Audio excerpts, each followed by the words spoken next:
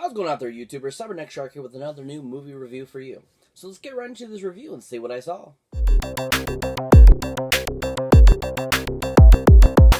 So last Thursday, I had the pleasure of checking out one of the newest movies that came out in theaters recently that is an awesome and amazing and just fantastic film based on the 80s and from a book that is all about 80s culture as well. And that is the film Ready Player One. Now, Ready Player One is this giant mass, basically, film of all kinds of 80s pop culture items and music and video games and characters and so forth, along with a few from late 90s and early 2000s as well. But this awesome movie was just so excellent and amazing, and probably Spielberg's best to date of the recent last, I would say, decade or so. Almost 20 years or so, I would say, probably since he made, early 2000s, like 2002, 2005, around that era. But anyways, this film, like I said, is just really awesome. Now, this movie is awesomely and beautifully directed by none other than Mr. Steven Spielberg himself. Now, Steven Spielberg, we all recognize from such films as, like, Jaws, Saving Private Ryan, Bridge of Spies, Rin Tin Tin, many, many movies that he's directed over the years, Duel, so forth. But a couple films I really thought were super enjoyable that he directed and thought were just real classics are such as the 1991 film starring the late, great Robin Williams and Dustin Hoffman, Hook. Now, Hook, if you haven't seen it, is an awesome, basically, a version, more of a live-action version of Peter Pan, basically, with a whole kind of different idea behind it. It was a lot more, adultish and a lot more gregarious and just a very different type of Hook film, or Peter Pan film, I should say, versus anything else that had been made by that time. And this was just a really awesome and amazing film. Everyone involved was really awesome. I love that they have it where, Peter Pan has grown up and basically has forgotten who he was. And then he goes back to Neverland to get his kids and remembers who he is. And just, it's one of those films that just was so beautifully directed by Spielberg. Everybody involved was so good. Julia Roberts, Robin Williams, Dustin Hoffman, Charlie Carrasmo, he was awesome in it. It had a great cast, and everyone worked so well together, and they just made a fantastic and awesome film. And that movie was a big part of my childhood, and I absolutely love that film. I just think it's a fantastic film. Just really well done, and really, really well directed by Steven himself. Another great film that I think Steven Spielberg directed that I just feel is a really awesome sci-fi film, and that was just really well made and had a lot of great special effects for its time in 2002. And that is the film Minority Report. Now, Minority Report, if you're not familiar with that, it's a Tom Cruise film that's based off of a Philip K. Dick novel. And also, from my understanding, was kind of one of those out there type of sci-fi kind of ideas in the book realm, but Steven Spielberg made it a very cohesive and awesome film for what the book was based off of. It had a great cast. You had Colin Farrell in it. You had Peter Stormare was in it. It just was a really awesome and amazing sci-fi film. Tom Cruise was really awesome in it, but it was just super well directed by Steven. I think he made such a great sci-fi film for, that time period, and just made it very relevant and just a really fantastic film. Really interesting special effects, like I said, for its time, and just a great and awesome concept, too, that I thought, was kind of interesting in what they did with it. And kind of, it was around that time when, The Matrix had just come out, the new Matrixes were coming out. Sci-fi was a really big thing during that time frame there, and I think this was a great addition to the sci-fi, universe, and Steven did a really good job with it.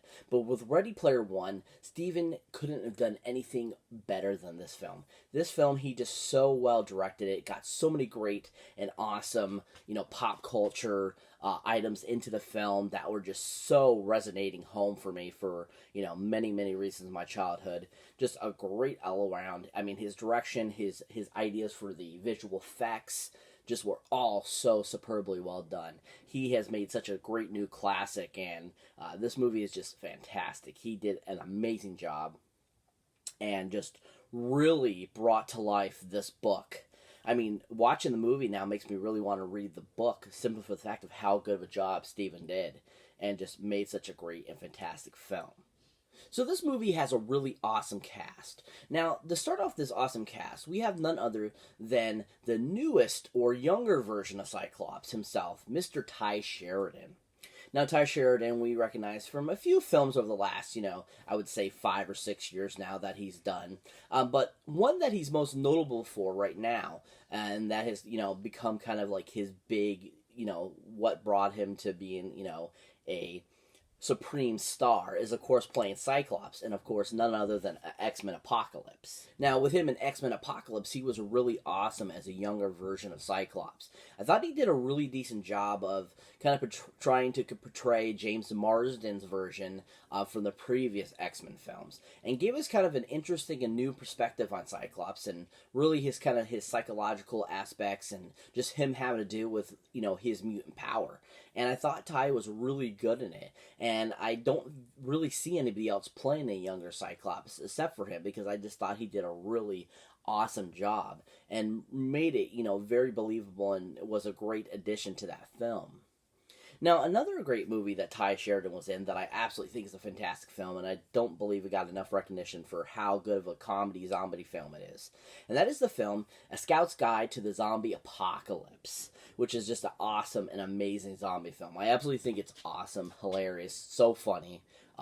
Lots of great, people involved in it, and just the whole main cast was really fun to watch. They all worked so well and very cohesively, and Tye Sheridan led them very well. I really liked his character in the film. I thought he was very charismatic. I thought he was very funny, but at the same time, he had kind of this vulnerable side to him. And I just think he did a really good job in that film. I feel that there was an element of like comedy, action, and a little bit of drama involved in it. And I think his acting ability just really protruded through that film and gave us a whole idea of how good his acting ability is. He really made that film very fantastic, and I really enjoyed him in it. He did a great job. But when it comes to Ready Player One, I think he was super fantastic in that too. His emotion, his range, and his live action scenes were just really awesome. His fight sequences, and just his some of his lines that he has throughout the film when he's interacting with other players that he's meeting for the first time, that he's known for in the cyber world for so many years. He just does a really fantastic job of being so surprised, and just a really good, character. And you just kind of fall in love with his character in the film, and you really enjoy his character, and you really believe in him. And I think that Tye did a really amazing job of really portraying that and giving us that character. Very similar to his character in Mud, where he plays such a really awesome character as well. That same kind of acting in that, that budding inspiration was really in Ready Player One as well, and he was fantastic. I really enjoyed him, and I thought he was such a great lead character for this film, and he made it very enjoyable. We also have in the film none other than an amazing and an interesting actress that I'm not too familiar with. I've seen her in a couple films, and I really hadn't seen her in any other capacity except for those 2 films, and she can really kind of get around and, play different genres. And that is Miss Olivia Cooke. Now, Olivia Cooke you might recognize from such films as the first film in a new horror film series, and that is the film Ouija, which was actually a really good horror film. I was really surprised. I wasn't sure how it was going to be, but it was actually really decent, really interesting, and it had a really great horror element to it. I didn't think it was super scary, and it didn't make me jump out of my seat or anything, which horror movies usually don't. But at the same time, it still was so interesting and kept me focused on wanting to watch it, that I think it was considered a really good horror film. A really good horror film to me is the original Fly with Vincent Price, or, the original Dracula, Frankenstein, those types of films. Those were really good films because they were all about mystery. And that's what I feel Ouija did. And I thought Olivia Cooke was really awesome as the main character in that film. And she really brought a whole new kind of horror vibe to the film. And she really was fun and interesting in the film. And I thought she played the character extremely well. And that was kind of the first like acting I've seen her do, and for that first particular role, I thought she was really decent. And she's gone on to do so many other films, and Ready Player One being one of her newest films, you can really see how much she's matured and her acting ability, because she still had a really mature acting ability when she did Ouija, and she just made it really fantastic and fun, really interesting, and just a really good role, and just a really well-rounded film as well for horror fans, or just people that don't mind watching a horror film or whatever. But she did a good job in that. I really enjoyed her in it, and I thought she was fantastic in it. Another movie that she was in that I've seen and thought was a decent film, and thought it was just like a really awesome sci-fi film that I totally forgot she was in it, because I've only seen the movie one time, but I absolutely love the film. And that is the film The Signal, which stars Lawrence Fishburne in it. This movie is just one of those really awesome kind of different type of sci-fi films. Kind of along the same elements as, like, say, 12 Monkeys or The Giver, or films kind of like, Stanley Kubrick would create. It was kind of that same kind of vibe. And The Signal was just a really awesome and amazing different type of, like, sci-fi alien type of film. And I thought it was just really well done. And Olivia Cooke's character in it was really, like, supreme and awesome, and you just you fall in love with her, and you also feel bad for her, and you could see the range of emotion that she's able to express throughout the film, because she kind of has happy in the movie, she has like scared, she has sad, she has all these types of emotions, and she did a really good job with the film. She played off the main character so well, and everyone else she interacted with, and just did an amazing job and made an awesome film. She was fantastic, and I thought, along with like the main character, as I said, and I just think their chemistry was really like very vibrant, and like they worked off each other very well. And she just put a great performance in that film, I feel. It's one of the best ones I've seen, and I think she did a really good job. And I think that's one of her best roles to date besides Ready Player One. Really, really a lot of great acting ability in that film, and she really proved it. But in Ready Player One, you absolutely fall in love with her character. You want her to succeed at what she wants to do. You love her relationship with Tye Sheridan's character, and you want them to fall in love and get together. And it was just like a pure 80s type of vibe. And I absolutely love that. And she played off that 80s vibe so well and made it very interesting and fun, and just made it a really awesome film. And she just was so awesome, and I really enjoyed her. I thought she was cool and just a really good addition to the film. We also have in the film another awesome actor that I think is a superb character actor, and he always plays really good, like, kind of scumbag type of characters, but at the same time, he's really good at comedy as well. And that's Mr. Ben Mendelsohn, who I think is just absolutely awesome. The very first movie I ever saw him in is one of my favorite all-time movies with him, and that is the film Vertical Limit. And I absolutely thought he was hilarious with that other guy. They're supposed to be brother Cyril and so forth. And he was just so freaking funny in that film. And he just was so great, so awesome. He just was so hilarious in it. But at the same time, you had, like, this love for his character. And you, like, felt bad for him when things happened and when he lost his brother and so forth. He just was so awesome in that show and movie.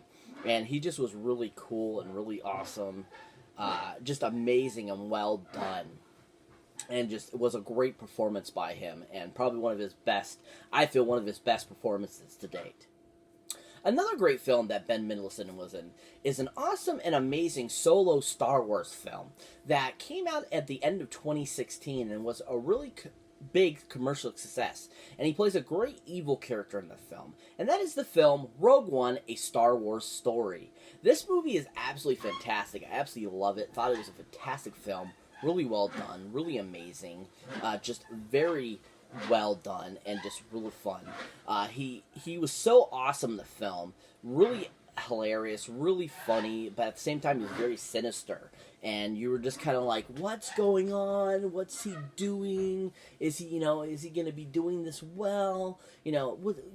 How is he going to play this bad guy off? You're just like, oh, okay, he's really awesome. He's really good at this. And you just kind of, you don't feel bad for him really because you feel he's a really evil character in the film. But at the same time, you're kind of like he's along the same lines as Peter Cushing's character in the original Star Wars films. And he just was so superior, Peter Cushing. But then Ben Mendelsohn comes in and he plays that same kind of character very superbly. And I was really blown away, impressed by this performance. Because I knew he was a good actor, but I didn't realize he could be such a great villain too as well. But he was just so fantastic in that film, made a great film there, really fantastic, and he just did a really good job.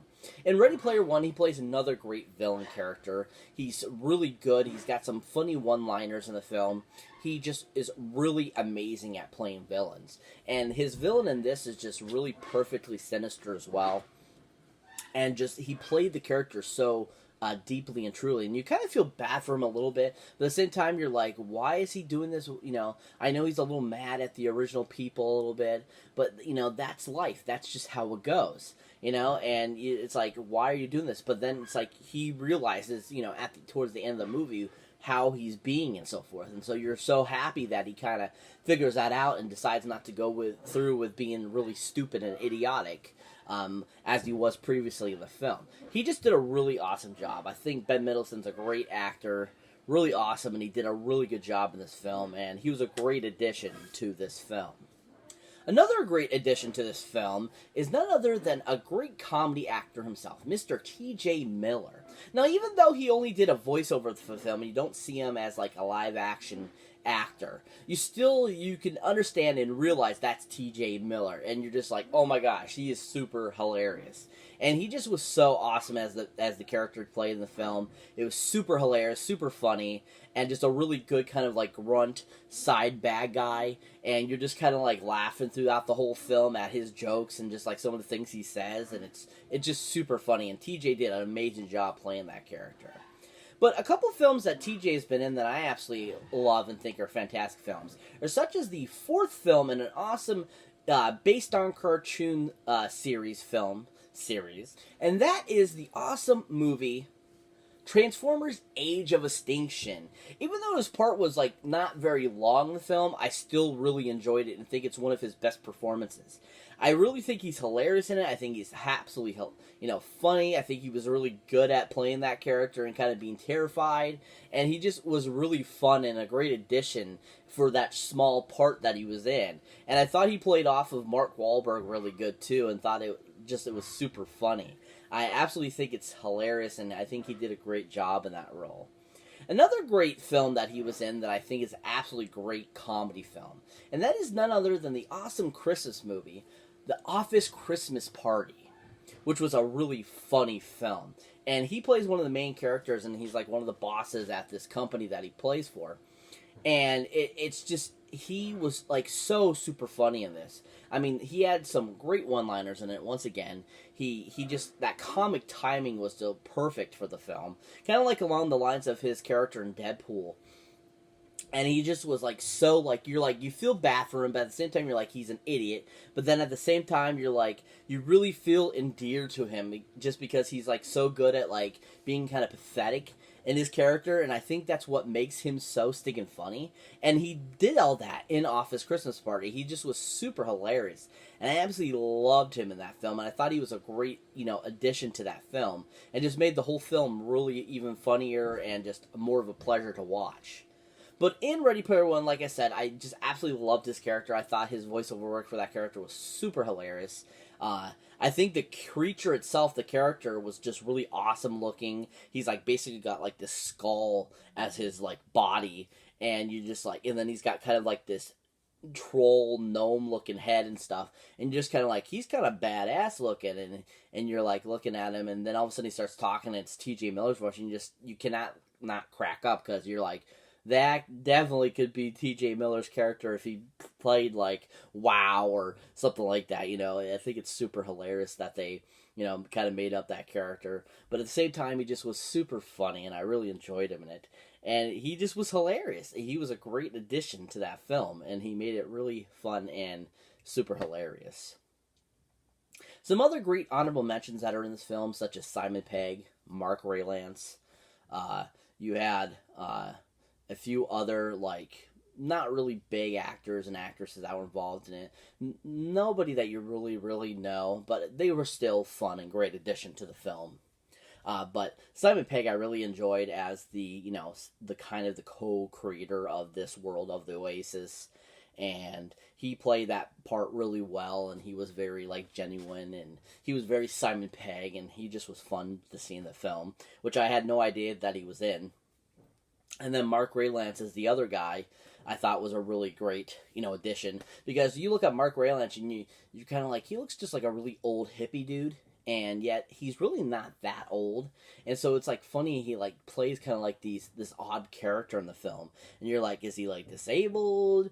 What's, like, why are they making him like this? But at the same time, I thought Mark Rylance did a really good job of playing that character, and he just brought to life that character from the book, and given us this whole new aspect of what this character could be like if he was in real life. And I thought both of them worked so well together in that film. Really awesome, really well done. And they were a great addition to the film. So if you're not familiar with what Ready Player One's about, basically it's supposed to be 2045, and the world has become like a dystopian, world, and basically people have given up on the world trying to save it, and they just let it go to chaos. And basically what's happening is these two guys that are huge 80s buffs and are nerds create this thing called the Oasis, which is a virtual reality video game, basically. And this is where everyone goes to get out of the real world and, like, feel peaceful and be happy and stuff like that. And so upon one of the creators' deaths, because he really pretty much owns the majority of the Oasis, he decides to do this contest where each person can try to get these 3 keys so that they can own his shares and have control of the Oasis. And basically the rest of the movie is basically about these few people trying to win that so that it doesn't go into control of the bad guys who are trying to use it as a money pawn, kind of like either like, Microsoft or, Windows or whatever, these big companies that have these big game systems that, you have to pay so much for, like, your Xbox Live or your PlayStation Live or whatever, and stuff like that. And so, like, they want to do that with this Oasis and make it like you have to pay to use it and so forth. And so basically these main characters are trying to do that to win this ability so that they can keep the Oasis for everybody. And that's pretty much what the premise of the movie is. It was a really awesome premise.